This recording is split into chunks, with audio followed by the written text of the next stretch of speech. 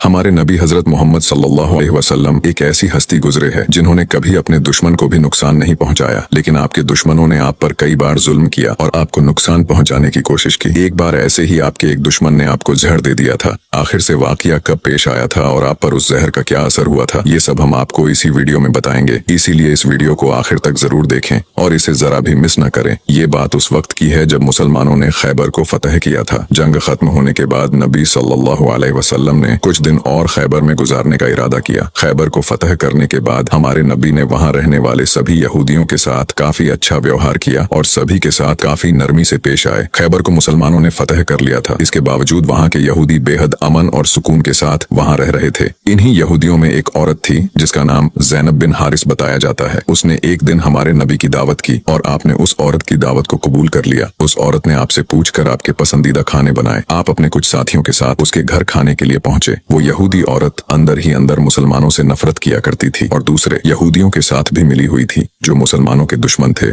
उस औरत ने खाने में पेश होने वाले बकरी के गोश्त में जहर मिला दिया था। जब जहर से भरे उस गोश्त को आपके सामने पेश किया गया और आपने खाने के लिए एक निवाला उठाया और अपने मुंह में रखा तो आप समझ गए कि इसमें जहर मिला हुआ है। आपने तुरंत अपने साथियों को खाना खाने से रोक दिया और कहा कि इसमें जहर मिला हुआ है, लेकिन अफसोस के आपके कुछ साथी उस वक्त तक कुछ गोश्त खा चुके थे जिसकी वजह से उनकी शहादत हो गई। कहा जाता है कि जहर के बारे में हमारे नबी को उस जहर की बोटी ने ही खबरदार किया था। इस वाक़ये के बाद उस औरत के साथ साथ उसके सभी साथियों से पूछताछ की गई तो उन्होंने न सिर्फ अपना गुनाह कबूल किया बल्कि ये भी कहा कि हमने आपके साथ ये इसलिए किया क्योंकि हम ये देखना चाहते थे कि आप अल्लाह के सच्चे नबी हैं या नहीं। अगर आप अल्लाह के सच्चे नबी हैं तो इस जहर का आप पर असर नहीं होगा और अगर आप अल्लाह के नबी नहीं हैं तो हमें आपसे छुटकारा मिलेगा। ये बात तो सब जानते हैं कि हमारे नबी ने कभी किसी से बदला नहीं लिया, जबकि आप पर कई बार बहुत जुल्म किया गया जिसके बारे में कोई सोच भी नहीं सकता। लेकिन जब उस जहर की वजह से आपके सहाबा की शहादत हुई थी तो कानून के मुताबिक उस औरत को भी कत्ल कर दिया गया। लेकिन कुछ रिवायतों में आता है कि उस औरत ने खुदकुशी कर ली थी। वही कुछ रिवायतों में कहा जाता है कि उस औरत को माफ कर दिया गया था। इस बारे में कई मुफस्सरीन अपनी अलग अलग राय रखते हैं। एक हदीस में हजरत आयशा फरमाती है कि जब नबी सल्लल्लाहु अलैहि वसल्लम की जिंदगी के आखिरी दिन चल रहे थे और आप बीमार रहा करते थे, उस समय आप कहा करते थे कि खैबर में जो मैंने जहर से मिले हुए गोश्त का टुकड़ा खाया था उसका दर्द मैं आज भी महसूस कर सकता हूँ। ये बात कई किताबों से साबित है कि उस जहर का असर हमारे नबी के आखिरी दिनों में देखा गया था और इसी जहर के असर ने आपकी वफात में एक अहम किरदार अदा दिया था।